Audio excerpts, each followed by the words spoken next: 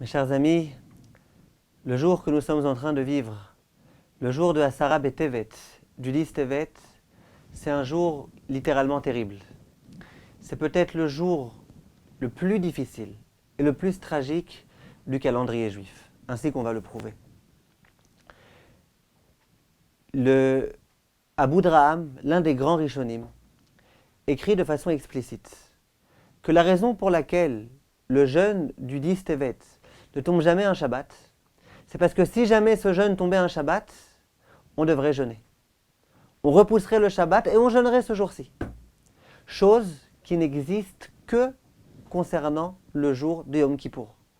Lorsque Yom Kippour tombe un Shabbat, on jeûne. Lorsque le 9 Av tombe un Shabbat, on ne jeûne pas. Et ça arrive quelquefois, on repousse le jeûne. On repousse sûrement pas Shabbat. Dis-le à Abu Draham, si jamais le jour du Asara B'Tevet tombait un Shabbat, on aurait jeûné, bien que c'est Shabbat. Et il le prouve du verset, au sujet de Asara B'Tevet, il est écrit dans le verset, dans le Navi, Be'aetzem Hayom Hazeh. Le même terme dont on a parlé au sujet de Kippour.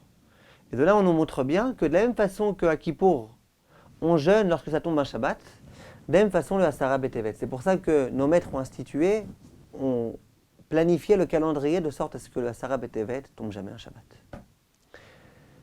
Vient le Rav Yaharot Dvash, le Rav Yonatan Eiveshitz, et il dit, on voit de là une idée extrêmement intéressante. C'est que le jour de Asara B'Tevet, c'est un jour encore plus tragique, encore plus douloureux, encore plus difficile pour le peuple juif que le jour où le Beth Amikdash a été détruit. Ainsi qu'on voit, le jour où le Beth Amikdash a été détruit, a priori, c'était la catastrophe, la plus grande catastrophe, un cataclysme. C'est le jour Tisha B'Av. Eh bien, on voit que c'est vrai que c'est un cataclysme. Mais si jamais ce jour-là tombe un Shabbat, il n'y a pas de jeûne. On se réjouit le jour de Shabbat. C'est un jour de Shabbat ordinaire. Par contre, le jour de Asara B'Tevet, ce n'est pas le jour où le Beth Amikdash a été détruit. C'est le jour où tout a commencé. C'est le jour où Nabuchodonosor et ses armées ont commencé à faire un siège autour de Yerushalayim. Et bien on voit que ce jour-là, il est encore plus tragique que le jour où le Beth Amikdash a été détruit. Noir sur blanc, dit le Rav Yonatan Eiveshitz. Et comment ça se fait, demande-t-il. Ils disent parce que Kol ha'atralot kashot. On a un principe, c'est que tout commence à partir du commencement. Si jamais finalement le Beth Amikdash a été détruit, ça a commencé à partir de ce commencement-là. Et tout va dépendre de ce commencement-là. Et c'est ce commencement-là qui est lui-même le plus tragique. Ensuite, tout va être la conséquence. Tout va découler de ce commencement. Mais tout a commencé avec ce commencement. Le jour de ce commencement, il y a eu quelque chose de terrible qui s'est produit. Et ensuite, ça a continué à fonctionner de cette façon-là. La question, bien évidemment, qui se pose. Qu'est-ce qui s'est passé ce jour-là? Pourquoi ce jour-là, ça a été un jour tellement terrible? Comment accepter une telle chose? Comment ça se fait que si Shabbat tombait un jour de Asara B'Tevet, on devrait jeûner, alors que Tisha B'Av, on ne jeûne pas? Comment comprendre une telle idée? Vient le Khatam Sofer et il explique de la façon suivante. Il dit, il y a écrit dans le Yerushalmi que Kol dor shelo nivna bet hamikdash beyamav keilu nechrav beyamav. Toute génération durant laquelle le Beth Amikdash n'est pas reconstruit, c'est comme s'il avait été détruit. Ça veut dire que si moi, aujourd'hui, je vois que le Beth Amikdash n'est pas reconstruit, c'est comme s'il avait été détruit cette année. Ça veut dire quoi? Pourtant, c'est pas vrai. Il a été détruit à l'époque. Il n'a juste pas été reconstruit. Mais ça veut dire quoi? Dit le Khatam Sofer, une idée extrêmement intéressante. Il dit que, a priori, il y a certaines personnes qui pourraient se dire, si le Beth Amikdash a été détruit, c'est pas de ma faute à moi.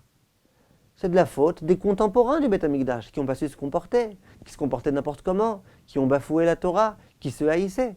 Mais en quoi ça me concerne à moi, 2000 ans après? Comment ça se fait que ça me concerne?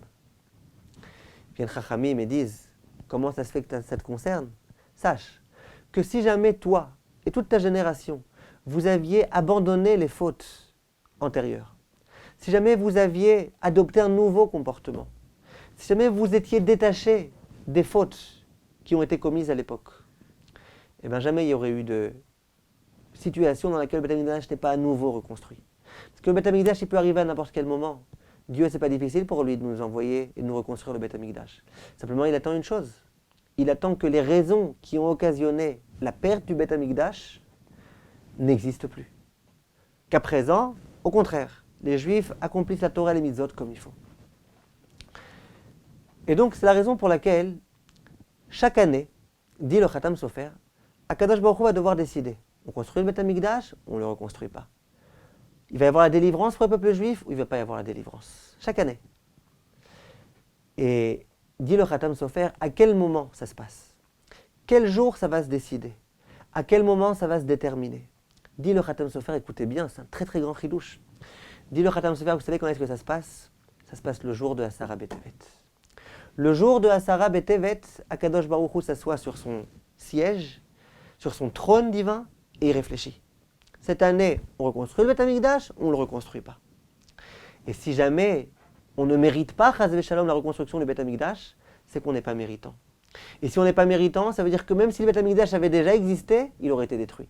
Parce que, visiblement, on continue à commettre les péchés et les fautes et les iniquités de nos ancêtres au moment où le Beth Amikdash a été détruit. Vient le Khatam Sofer et il dit ce jour-là, donc, de Asara B'Tevet, c'est comme un jour de jugement.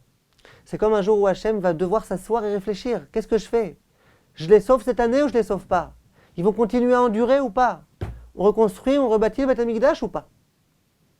À présent, on comprend. Le 9 Av, c'est le jour où le Beth Amikdash a été détruit. Il a été détruit, c'est vrai, c'est triste.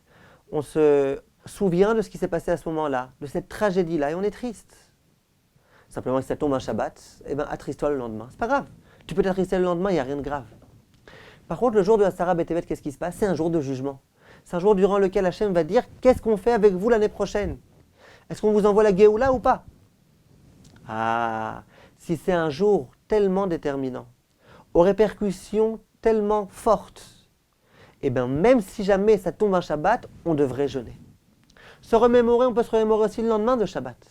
Par contre, un jour tellement déterminant, où toute l'année va dépendre de ce jour-là, eh bien, même le jour de Shabbat, c'est tellement important qu'on devrait jeûner ce jour-là. On devrait jeûner pour se remettre en question, pour faire teshuva, pour qu'Hachem nous juge favorablement. Un peu comme Kippour. Le jour de Kippour, c'est un jour déterminant. C'est un jour grâce auquel toute l'année à venir va être décidée par Akadosh Baruch Hu. Et donc le jour de Yom Kippour, on jeûne. Là, pareil. Ce jour-là, c'est un jour de jugement. C'est un jour durant lequel on doit être à la hauteur pour qu'Hachem décide, Bézard Hachem cette année, on vous envoie la Géoula. Comment ça se fait? Et d'où le Khatam Sofer savait-il que ce jugement, ça a lieu le jour du Asara B'Tevet? Parce qu'il faut bien qu'on comprenne. Tout a commencé à partir du Asara B'Tevet. Si à Asara B'Tevet, Nabucodonosor et toutes ses armées sont arrivées, et qu'ils ont commencé à s'en prendre à Yerushalayim, qu'ils ont encerclé complètement Yerushalayim, c'est que c'est ce jour-là que la Gzera d'Akadosh Baruch Hu a été décidée. C'est que c'est ce jour-là qu'Hachem a dit, ça y est, les Bnei Israël, ils méritent maintenant que le Beth Amikdash soit détruit. C'est ce jour-là qu'Akadosh Baruch Hu a décidé. Ensuite, le reste, c'était qu'un enchaînement de faits historiques qui vont conduire jusqu'à la destruction du Beth Amikdash. Mais quand a eu le commencement à Asara B'Tevet, c'est que ce jour-là, Hachem a accepté que tout se produise de cette façon-là. Mes chers amis, il y a une question très forte qui se pose.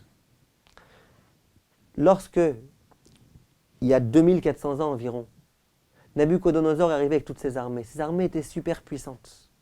Ça leur a pris 3 ans à réussir finalement à conquérir Yerushalayim. 3 ans. Pourquoi 3 ans? Des armées tellement fortes, ça leur prend 3 ans. Vient le Midrash dans Yalkut Shimoni de Echa et dit, eux, ils sont arrivés. Nabucodonosor et son armée, il y avait d'autres rois aussi qui sont venus pour renforcer cette armée. Ils étaient super puissants. Leur intention, c'était de réussir à tout finir en quelques jours, très rapidement. Simplement, Hachem a fait en sorte, il a donné de la force aux Juifs de réussir à faire face. Et que toute cette histoire-là, elle dure 3 ans. Pourquoi? Pourquoi Hachem a fait en sorte que ça puisse durer 3 ans? Dit le Midrash quelque chose de très intéressant. Il dit « Ulay yachzeru bitshuva ». Hachem se disait peut-être qu'ils vont faire tchouva. Peut-être qu'ils vont faire tchouva. On leur laisse 1 jour, 2 jours, 3 jours, 1 mois, 1 an, 2 ans, 3 ans. Peut-être qu'ils vont faire tchouva. Quand ils vont voir toutes ces armées tellement puissantes, déterminés à conquérir Yerushalayim, à nous assassiner. Ils vont se dire, il y a quelque chose. Peut-être qu'ils vont faire teshuva. Et Hachem a attendu. Il a attendu. Plus que ça. Même lorsque nos ennemis sont entrés dans Yerushalayim, on se serait attendu à ce que, en 2 temps, 3 mouvements, ils détruisent le Beth Amikdash. Non. Ça a pris encore 3 semaines. Ils ont réussi à rentrer le 17 Tammuz. Le Beth Amikdash va être détruit le 9 Av. 3 semaines. Pourquoi 3 semaines? Parce que Akadosh Baruch Hu s'est dit, on va leur laisser encore un peu de temps. Peut-être qu'ils vont faire teshuva, peut-être qu'ils vont comprendre. Ils sont rentrés, ça y est, ils sont rentrés. Ils vont faire, ils sont forts, ils sont puissants. Faites teshuva. Mais quand finalement Hachem a vu que pendant ces 3 ans, on n'a pas été capable de faire teshuva, qu'ensuite pendant ces 3 semaines-là, alors que la menace était très importante, on n'a pas fait teshuva, et bien Hachem finalement, il a autorisé, il a permis que le Beth Amikdash soit détruit. Hachem est patient, mais Hachem n'est pas trop permissif. Il est patient, mais il exige de notre part qu'on fasse teshuva. 3 ans Hachem nous a donné. Le décret avait été pris le Asara Betevet. Pendant 3 ans, Hachem a permis, a donné la possibilité, la force, le courage aux Bnei Israël, aux Juifs, de réussir à faire face, à se défendre. Mais quand il a vu qu'ils n'ont pas fait de tchouva pendant 3 ans, là Hachem s'est fâché. Mes chers amis, on se trouve dans une situation difficile. Les menaces de l'État islamique et du Hamas et de toutes ces armées-là, elles sont immenses. Immenses. Je sais qu'il y a des rabbins qui vous feront plus peur que moi, qui aiment faire ça et qui sont plus compétents que moi pour le faire. Moi, je ne suis pas là pour vous faire peur. Je suis là juste pour qu'on réfléchisse ensemble. Il n'y a pas ici un signal de la part d'Akadosh Baruch Hu.